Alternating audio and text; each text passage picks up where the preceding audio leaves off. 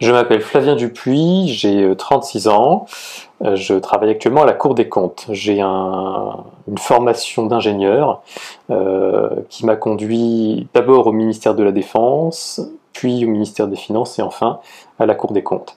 Et j'ai beau avoir suivi une formation scientifique, j'écris sur de l'histoire. Il y a énormément de livres qui existent sous la forme de galeries de portraits. Et donc chaque auteur d'histoire a sa propre sélection. Moi j'ai choisi ces 6 grands personnages parce que je trouvais qu'ils incarnaient à la fois des grands concepts, l'État, le droit, la langue française, la République, qui étaient des concepts structurants dans notre histoire, dans notre développement en tant qu'État, nation, mais aussi parce qu'ils avaient tous, à un moment donné, dans des situations de péril très grandes, eh bien, tenu la barre et su maintenir autour d'eux une forme d'unité.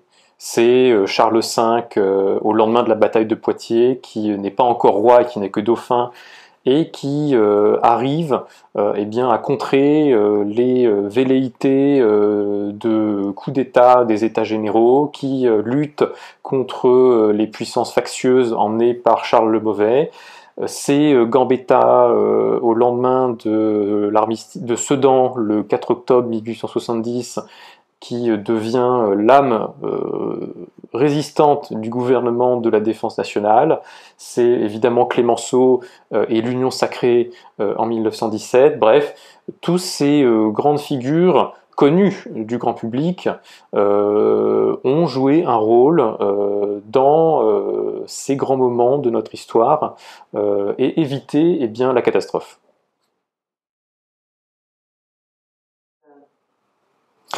Alors d'abord, je crois qu'il faut toujours se garder de vouloir déchiffrer l'avenir à partir du passé. Néanmoins, je crois que dans la période que nous vivons, qui est une période de doute, d'incertitude, de turbulence, de violence parfois, bien, il n'est pas inutile de se pencher sur ces grands exemples et aussi ces grandes situations qui sont des situations de péril parfois bien plus graves que ce que nous connaissons aujourd'hui pour voir eh bien, comment les Français ont su rester unis, comment les choses ont su ne pas déborder et comment eh bien, le peuple a pu repartir de l'avant.